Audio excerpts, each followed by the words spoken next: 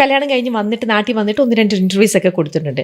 പക്ഷെ അതിനു മുന്നേ കുറച്ച് നാൾക്ക് കുറേ ഇൻ്റർവ്യൂസ് ഒക്കെ കൊടുക്കുമ്പോഴും അല്ലെങ്കിൽ ഇത്തരത്തിലുള്ള വരുമ്പോൾ ലെന പറയുന്നത് പലർക്കും മനസ്സിലാവുന്നില്ല. ആണോ? ഭയങ്കര എന്തൊക്കെയാ കുട്ടി പറയണേ എന്ന് ചിലർ പറയും. ചിലർ പറയും ലെന കിളി പോയി എന്നാ തോന്നണേന്ന് പറയും. വേണ്ടാട്ടോ, നീ ചായ അടിച്ചാ മതി, നീ എന്നെ അടിക്കാൻ നിൽക്കണ്ട. ഓക്കെ. ചിലർ പറയും, ചിലർക്ക് അത് ഒരു രീതിയിലും ഡൈജസ്റ്റ് ചെയ്യാത്ത വണ്ണം. ഇങ്ങനെയൊക്കെ പലർക്കും പലരുടേതായിട്ടുള്ള അവരുടെ വേർഷൻസ് പലതും ആയിരിക്കാം. ഇത്തരത്തിലുള്ള കമന്റ്സ് തീർച്ചയായിട്ടും ലെനയും കേട്ടിട്ടുണ്ടാവും അല്ലേ? ഇതൊക്കെ കേട്ടത് എവിടെയാ ഒന്ന് പറയൂ. Social media. സോഷ്യൽ മീഡിയ ആരൊക്കെയാണ് സോഷ്യൽ മീഡിയയിൽ യൂസ്വലി പോസ്റ്റ് ചെയ്യുന്നത്? Scientist, authors, doctors, lawyers, famous artist, professors, അവരൊക്കെയാണോ? അല്ല.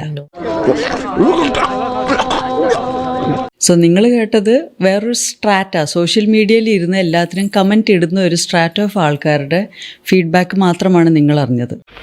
മുത്തച്ഛൻ്റെ കൂട്ട് ഞാൻ മാത്രമല്ല. ഞാൻ അറിഞ്ഞത് fighter pilots, astronauts, scientist, writers, authors, poets, ഭയങ്കര വേറെ മേഖലകളിൽ വർക്ക് ചെയ്യുന്ന ഒരുപാട് ആൾക്കാർ വളരെ പ്രോത്സാഹിപ്പിച്ചുകൊണ്ട് thank you for writing such a book, ഈ ബുക്ക് വായിച്ചിട്ട് ഇൻ്റർവ്യൂസ് കണ്ടിട്ട് അവരുടെ ലൈഫ് മാറി എന്ന് പറഞ്ഞിട്ട് thank you so much, it brought so much clarity to my life.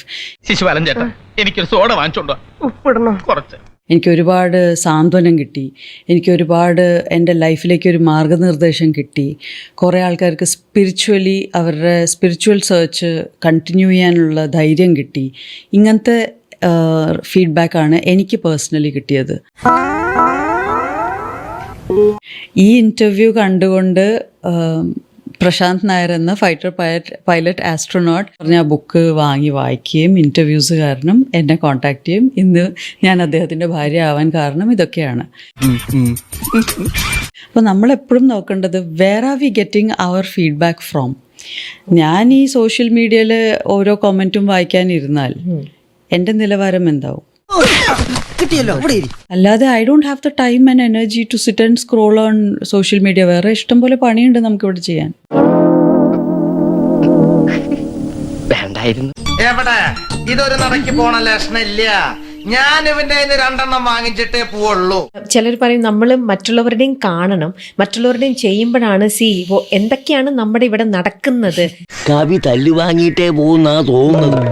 അതൊക്കെ അറിയാനായിട്ട് യു ഷുഡ് നോ, അല്ലെങ്കിൽ നമ്മൾ അതിൽ ടൈം സ്പെൻഡ് ചെയ്യണം എന്ന് പറയുന്ന again it all depends person to person. ഈ പറയുന്ന ആൾക്കാർ എന്താ ചെയ്യുന്ന ലൈഫിൽ? എൻ്റെ ജോലി ഫാഷനല്ല, എൻ്റെ ജോലി ആ നല്ല ഫാഷനബിൾ ആയിട്ടുള്ള ഔട്ട്ഫിറ്റ്സ് ചെയ്യുന്നവരായിട്ട് കൊളാബ് ചോദിക്കുന്നതാണ്, അല്ലെങ്കിൽ അവരോട് കോസ്റ്റ്യൂംസ് സ്പോൺസർ ചെയ്യാൻ പറയലാണ്. ഞാൻ ഫാഷൻ ഫോളോ ചെയ്യേണ്ട ആവശ്യമില്ല. നമുക്ക് എല്ലാവർക്കും എല്ലാം ചെയ്യാൻ പറ്റില്ലല്ലോ. ഓരോരുത്തർ അവരവരുടെ മേഖലയിൽ ചെയ്യുന്നു. പക്ഷെ നമ്മൾ എന്ത് ചെയ്യും? വളരെ ബ്രോഡ് സ്പെക്ട്രം ആയിട്ട് എല്ലാവരോടും നമ്മൾ ചെയ്യുന്ന എല്ലാവരും അതുപോലെ ചെയ്യണമെന്ന് പറഞ്ഞ് അഡ്വൈസ് ചെയ്യും. അതെ, ട്രൂ. എനിക്കിതാണ് ശരി. സോ ഞാൻ ഈ റൂട്ടിൽ കൂടിയാണ് പോണത്. സോ നിങ്ങളും ഇതേ റൂട്ടിൽ കൂടെ തന്നെ വരൂ. അത് പറഞ്ഞിട്ട് കാര്യമില്ലല്ലോ, നമ്മളെല്ലാവരും അതേ മേഖലയിലല്ലല്ലോ. കിട്ടിയ മുതലും പലിശ ചേർത്ത് കിട്ടി. ആരും കണ്ടില്ല. വാ.